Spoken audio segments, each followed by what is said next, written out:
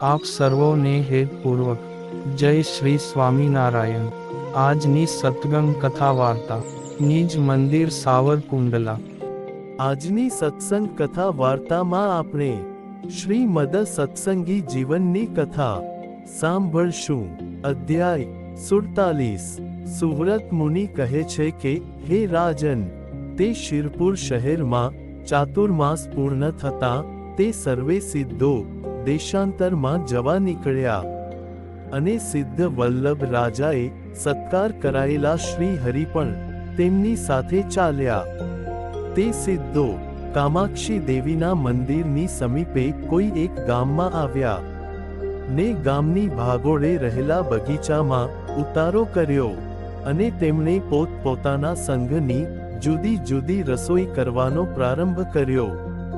તે સમયે પુષ્પવાટિકામાં કોઈ સિદ્ધો આવ્યા છે એવું સાંભળતાની સાથે જ તે ગામમાં રહેનારો મહાકાલીનો ઉપાસક તેમજ લોક પ્રતિષ્ઠિત પીબેક નામનો કોઈ બ્રાહ્મણ ત્યાં આવ્યો। સુવ્રત મુનિ કહે છે કે, હે રાજન, તે બ્રાહ્મણ પહેલા મહાધાર્મિક હતો। વેદાદી સત્શાસ્ત્રોમાં પ્રતિપાદન કરેલા ત્રિકાલ સંધ્યા વંદનાદિક સમસ્ત કર્મકાંડનું અનુષ્ઠાન કરનારો વિદ્વાન હતો, તેમજ એક પત્ની વ્રતનું પાલન કરનારો અને ચારિત્ર્યવાન તથા શમ દમાદિક વિપ્રના ગુણોથી સંપન્ન હતો। તેને કોઈ વખત શક્તિ ઉપાસક એવા કોઈક પુરુષનો સહવાસ થયો, તેથી તત્કાળ ફળ દેખાડનાર કૌલાર્ણવ નામના ગ્રંથનો સંપૂર્ણપણે અભ્યાસ કર્યો, અને પછી કુસંગના પ્રભાવથી તેને બ્રાહ્મણ અને વેદ વિરુદ્ધ ગ્રંથમાં પ્રતીતિ આવી, અને તેમાં પ્રતિપાદન કરેલા આચાર પાલનમાં આસક્ત થઈને શક્તિની ઉપાસના કરનારા મલિન પુરુષોનો સંગ કરવા લાગ્યો। ત્યાર પછી તો તે બ્રાહ્મણ સ્વધર્મનો ત્યાગ કરીને શક્તિપંથીઓનો અગ્રેસર થયો, અને હું જ સર્વ સિદ્ધોમાં એક શ્રેષ્ઠ સિદ્ધ છું એવું એને અભિમાન આવ્યું। તેથી તે બળતો બળતો જ્યાં શ્રી હરિ સાથે સિદ્ધો રસોઈ કરતા હતા ત્યાં બગીચામાં આવ્યો। મદિરા પાનના મદથી તેના નેત્રો ચકળ વકળ થતા હતા। તે માંસાહારી હતો, અને કુલાષ્ટક નામથી પ્રસિદ્ધ 8 પ્રકારની સ્ત્રીઓના ગુહ્યાંગોને ધોયેલા કુલવારી નામના જળનું તે સર્વ કાળે પાન કરતો હતો। તે સિદ્ધે સિંદૂરનો ચાંદલો કરેલું લોખંડનું ત્રિશૂળ હાથમાં ધારણ કર્યું હતું, તેમજ સિંદૂર તથા સ્ત્રીના રજથી મિશ્ર કરેલા કુમકુમનો ચાંદલો 2 ભ્રકુટીના મધ્ય ભાગમાં ધારણ કર્યો હતો। ગળામાં મુંડોની માળા ધારણ કરી હતી। કૌલાર્ણવમાં પ્રસિદ્ધ કુલ્લા નામની મહાકાળીનું સ્મરણ કરતો, અને કુમારી કન્યાઓની યોનિને ધોયેલા જળનો છંટકાવ શરીર પર કરીને આવ્યો। ગર્વથી વારંવાર હસતો, અને સુરાપાન કર્યા પછી દાંતો વડે ચાવેલા કાચા માછલાની દુર્ગંધ તેના મોંઢામાંથી આવતી હતી। માથે લાલ કપડાનો દુપટ્ટો બાંધીને પીબેક નામનો આ બ્રાહ્મણ ત્યાં આવ્યો। તેણે કંઠ સુધી સુરાપાન કર્યું હતું। અન્ય સુરાપાન કરનારાઓમાં તે અનુપમ, તેથી પીબેક એવા સાર્થક નામ વાળો હતો। તે ગામના નર નારીઓ તેની પાસેથી દીક્ષા લઈને તેમના શિષ્યો થયા હતા। તે સર્વ શિષ્યોને પણ સાથે તે લાવ્યો હતો। પોતાને જોઈને ભયભીત બનેલા સર્વે સિદ્ધો પ્રત્યે તે કહેવા લાગ્યા કે, અરે રે ધૂર્તો, તમે તમારી જાતને સિદ્ધ માનીને દુર્લભ એવા સિદ્ધ નામને કેમ ધારીને બેઠા છો? કારણ કે અત્યારે આ પૃથ્વી ઉપર વર્તમાન કાળે હું એક જ સિદ્ધ છું, પણ બીજો કોઈ નથી। અરે રે, તમારા જેવા હજારોને મેં મારા શિષ્યો બનાવ્યા છે, અને જેણે મારું વચન નથી માન્યું તે સર્વેને મેં યમપુરીના અધિકારી પણ બનાવ્યા છે। માટે તમે સર્વે પણ યજ્ઞોપવીતની પેઠે ગળામાં ધારણ કરેલી કંઠીઓ કાઢી નાખો, અને અત્યારે જ મારા શિષ્ય બનો। તેમાં જ તમારા જીવનની સલામતી છે. અને જો આ પ્રમાણે નહીં કરો તો મારી આજ્ઞાથી રાહ જોઈ રહેલા પહોળા મુખવાળા વિકરાળ વીરો તમારું સર્વેનું અત્યારે જ ભક્ષણ કરી જશે. તે સમયે પૂર્વે જેમના પરાક્રમ વિશે બહુ સાંભળ્યું હતું તે જ પીબેકને પ્રત્યક્ષ જોઈને સર્વે સિદ્ધો ભયભીત બનીને અતિ કંપવા લાગ્યા. અરે રે, આપણે અત્યારે જ જલ્દીથી તેના શિષ્યો થઈ જઈએ, નહીતર હમણાં જ આપણને એ મારી નાખશે અથવા હમણાં જ પાગલ કરી દેશે. એમ સિદ્ધો પરસ્પર બોલવા લાગ્યા. હે રાજન, ત્યારે કંઠમાં ધારણ કરેલી કંઠીઓ તોડવા તૈયાર થયેલા સિદ્ધોને જોઈને નિર્ભય શ્રી હરિ કહેવા લાગ્યા કે હે સિદ્ધો, તમે આ શું કરી રહ્યા છો? તમે કોઈ પણ પ્રકારની ચિંતા ન કરો. આ અધમ અને તુચ્છ પીબેક તમને શું કરી શકવાનો છે? એ પીબેક પહેલા મને તેનો શિષ્ય કરે, પછી ભલે તમે તેના શિષ્ય થાઓ. શ્રી હરિએ આ પ્રમાણે આશ્વાસન આપવા છતાં પણ ભયભીત બનેલા સિદ્ધો શ્રી હરિ પ્રત્યે કહેવા લાગ્યા, આ પીબેક બીજા સિદ્ધો જેવો સરળ સિદ્ધ નથી, ક્ષણવારમાં જ તમને પણ મારી નાખશે. પછી હે રાજન, તે સમયે શ્રી હરિને પોતાના સિદ્ધ થતા કાર્યમાં અંતરાય રૂપ થતા જોઈને પીબેક વક્ર દ્રષ્ટિથી તેમની સામે જોવા લાગ્યો અને પોતાની સમીપે બોલાવવા લાગ્યો. ત્યારે ભગવાન શ્રી નીલકંઠ વર્ણી પણ તત્કાળ રસોઈ પકાવવાનું બંધ કરીને પીબેકની સમીપે આવ્યા અને વીરાસન વાળીને બેસી ગયા. તે પીબેકના મુખ સામે જ એક દ્રષ્ટિ રાખીને સર્વે સિદ્ધો પણ શ્રી હરિના પાછળના ભાગમાં બેઠા. ત્યારે પીબેક પોતાના મંત્ર બળની સામર્થ્ય દેખાડવા લાગ્યો. પીબેકે પાંદડાઓથી ઘેઘૂર અને લીલાછમ ઘટાદાર વડના વૃક્ષ ઉપર મલિન મંત્રોથી મંત્રેલા અડદની મૂઠ ફેંકી કે તરત જ તે વટવૃક્ષના પાંદડા સુકાઈને પૃથ્વી ઉપર હેઠા ખરી પડ્યા. તે જોઈને શ્રી હરિની પાછળ બેઠેલા સિદ્ધો અતિશય ભય પામવા લાગ્યા. આવા પ્રકારનું આશ્ચર્ય જોવા છતાં પણ શ્રી હરિના મનમાં લેશ માત્ર ક્ષોભ થયો નહીં અને એમને એમ સ્થિર બેસી રહ્યા. આ પ્રમાણે નિર્ભયપણે બેઠેલા વર્ણીને જોઈને પીબેકે તેમના પ્રાણ લેવા માટે મંત્રેલ અડદની મૂઠ શ્રી હરિ ઉપર ફેંકી. તેમ છતાં પૂર્વની માફક જ સ્થિર બેઠેલા શ્રી હરિને જોઈને પીબેક કહેવા લાગ્યો કે હે વર્ણી, હું કાળ ભૈરવની મૂઠથી હમણાં તમારો વિનાશ કરું છું. તું તારા ઈષ્ટદેવનું સ્મરણ કરી લે. હે રાજન, જ્યારે આ પ્રમાણે પીબેકે કહ્યું ત્યારે ફાટેલા નેત્રોવાળા અને દુષ્ટ બુદ્ધિવાળા પીબેક પ્રત્યે શ્રી હરિ કહેવા લાગ્યા કે હે પીબેક, મને કોઈ પણ પ્રકારની ચિંતા નથી. તારામાં જેટલી મંત્ર બળની શક્તિને સામર્થ્ય હોય તેટલો પ્રયાસ તું કરી લે. શ્રી હરિનું નિર્ભય વચન સાંભળીને પીબેકે તેમને મારવા માટે ભૈરવના વીરોને પ્રેરણા કરી. તે ભૈરવના વીરો તો શ્રી હરિની સામે દ્રષ્ટિ માંડીને જોવા પણ સમર્થ થયા નહીં. ઉલટાના પ્રેરણા કરનારા પીબેકને જ જઈને વળગ્યા. તેથી પીબેક મુખમાંથી રુધિરની ઉલટી કરતો કરતો ધરતી ઉપર ઢળી પડ્યો અને મૂછેર થઈ ગયો. થોડી વાર પછી ફરી થોડો સ્વસ્થ થઈને પછી ક્રોધના અતિશય આવેગમાં આવીને ઊભો થયો.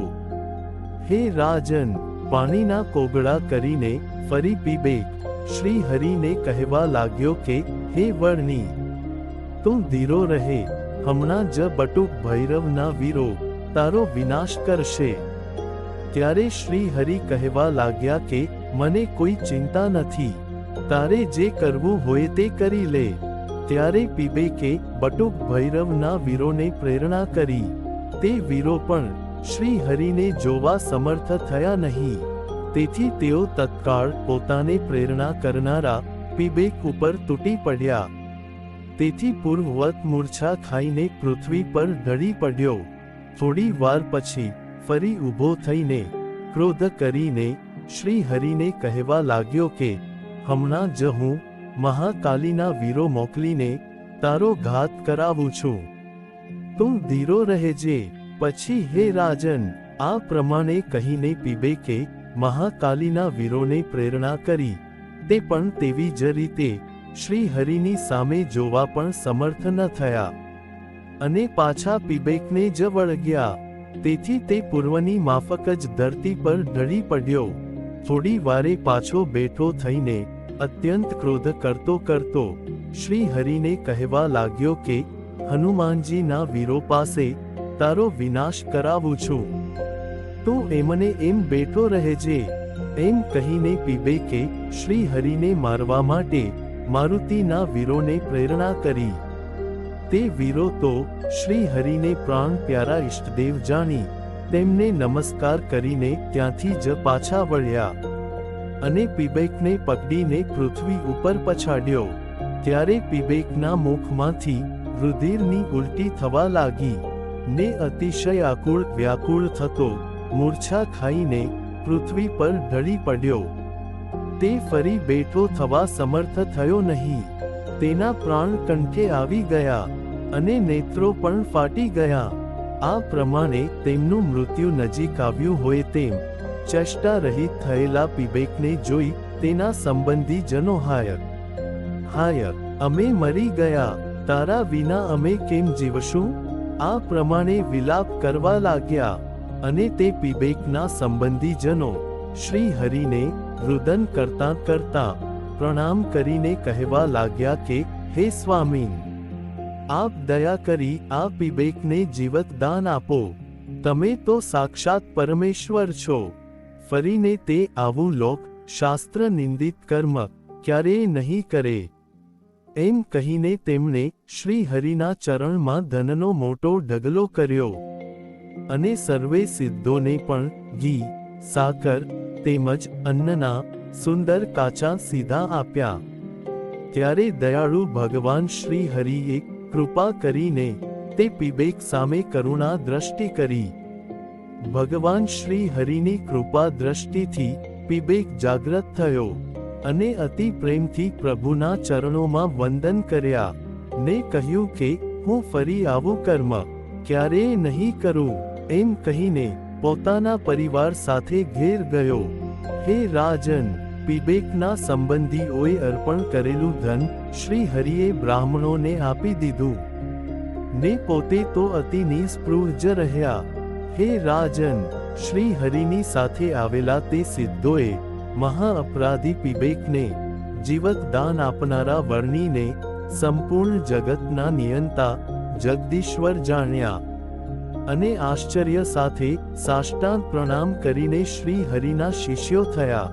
પછી તે સર્વે સિદ્ધોએ રસોઈ બનાવીને ભોજન કર્યું અને રાધિકાના પતિ એવા શ્રી કૃષ્ણનું નામ સંકીર્તન કરતા કરતા તે રાત્રિ ત્યાં જ વિતાવી. પરંતુ શ્રી હરિથી માન ભંગ થયેલા પીબેકને પગથી દબાયેલા સર્પની જેમ ક્યાંય ચેન ન પડ્યું અને એના સર્વે અવયવો ક્રોધાગ્નિથી બળવા લાગ્યા. એટલે મધ્યરાત્રિએ કાળ ભૈરવનું મધ્યમાસથી પૂજન કર્યું અને તેને મદિરા તથા રુધિર પાન કરાવી શ્રી હરિને મારવા માટે પ્રેરણા કરી. તે કાળ ભૈરવ વિકરાળ મુખવાળો અને અંગે દિગંબર હતો. તેના નેત્રો લાલ ઘૂમ હતા અને મસ્તકના કેશ વિખરાયેલા હતા. કાજળ જેવો કાળો હતો. હાથમાં ત્રિશૂળ ધારણ કર્યું હતું અને તે ભૈરવ શ્રી હરિને મારવા માટે તેમની સમીપે આવ્યો. પણ શ્રી હરિની સમક્ષ ઊભો રહેવા પણ જરાય સમર્થ થયો નહીં. તેથી ભયભીત થઈ દૂર જઈને બેઠો. કાળ ભૈરવને જોવા છતાં પણ શ્રી હરિ લેશમાત્ર ભય પામ્યા નહીં, પરંતુ પીબેકની દુર્જનતા અને કાળ ભૈરવની સ્થિતિ જોઈને આશ્ચર્ય સાથે મંદ મંદ હસવા લાગ્યા.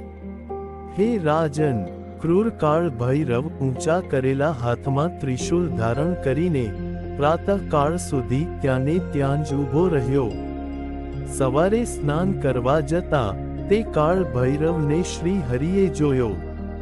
ત્યારે શ્રી હરિની દ્રષ્ટિ માત્રથી જ તે કંપવા લાગ્યો અને પોતાને અહીં આવવાની પ્રેરણા આપનારા પીબેકને જ મારી નાખવાની ઈચ્છાથી ને શ્રી હરિથી ભય પામીને ત્યાંથી ભાગવા લાગ્યો. ત્યારે ભયથી ભાગતા કાળ ભૈરવને કૃપાનિધિ શ્રી હરિ કહેવા લાગ્યા કે તું પીબેકને મારીશ નહીં, કારણ કે અમે સર્વે સિદ્ધો તેનું અન્ન જમ્યા છીએ. હે રાજન, કાળ ભૈરવને શ્રી હરિએ જે વચનો કહ્યા તે વચનો કાળ ભૈરવે પીબેક પાસે આવી તેને સંભળાવ્યા. તેથી પીબેક પણ વિસ્મય પામ્યો કે મને જીવતદાન આપનારા ઉપર પણ હું દ્વેષ રાખીને તેને મારવા તૈયાર થયો. છતાં પણ તેણે મારી રક્ષા કરી ને મને જીવતો રાખ્યો. તેથી તે વર્ણી તો સાક્ષાત પરમેશ્વર જ છે.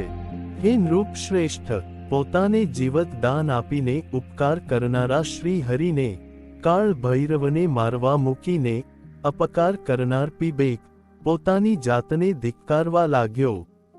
કાળ ભૈરવ થકી પુનઃ જીવતદાન આપનારા શ્રી હરિને શરણે જઈને સાચું શિષ્યપણું સ્વીકાર્યું. હે રાજન, ત્યારબાદ તે પીબેક પૂર્વે જેવો હતો તેવો જ ધર્મનિષ્ઠ થયો ને પાપ કર્મથી ભય પામનારો તેમજ કલ્પિત એવા કૌલાર્ણવ વગેરે ગ્રંથનો ત્યાગ કર્યો અને શ્રીમદ ભાગવત પુરાણ અને ભગવાને સ્વમુખી ઉદ્બોધેલી ગીતાનો પાઠ અને શ્રવણ કરવા લાગ્યો. શ્રી હરિને જ સાક્ષાત શ્રી કૃષ્ણ જાણીને પ્રેમપૂર્વક તેમની ભક્તિ કરવા લાગ્યો. ત્યારબાદ શ્રી હરિએ સર્વે સિદ્ધોને દેશ દેશાંતરમાં જવાની આજ્ઞા આપી અને સ્વયં શ્રી હરિએ પણ એકાંકીપણે નવલખા પર્વત તરફ પ્રયાણ કર્યું. હે રાજન, આ પ્રમાણે ભગવાન શ્રી હરિ મનુષ્ય નાટ્યને કરતા અને મનુષ્યોથી ન થઈ શકે તેવા અનેક દિવ્ય ચરિત્રોને વિસ્તારતા થકા મહાઅજ્ઞાની એવા પીબેકાદિક અનેક મહાગુરુઓમાં રહેલા અધર્મ વંશનો પોતાના પ્રતાપથી ઉચ્છેદ કરીને સ્વયં શ્રી કૃષ્ણ એવા પોતાની ધર્મ, જ્ઞાન, વૈરાગ્ય અને યોગે યુક્ત એવી પરાભક્તિનું પ્રવર્તન કરવા આ પૃથ્વી ઉપર વિચરણ કરતા હતા. આ પ્રમાણે દિવ્ય લીલાનો વિસ્તાર કરતા હે નીલકંઠ ભગવાન, તમે સદાય અમારા અંતરમાં આનંદ આપનારા થાઓ. ઇતિ શ્રીમદ સત્સંગી જીવને નારાયણ ચરિત્રે ધર્મશાસ્ત્રે પ્રથમ પ્રકરણે શક્તિપંથી પીબેકના પરાજય નિરૂપણ નામે 47મો અધ્યાય સંપૂર્ણમ. અને હવે પછીની કથા વાર્તા આપણે આગળના ભાગમાં સાંભળશું. અત્યારે આપ સર્વોને ભાવથી જય શ્રી સ્વામિનારાયણ.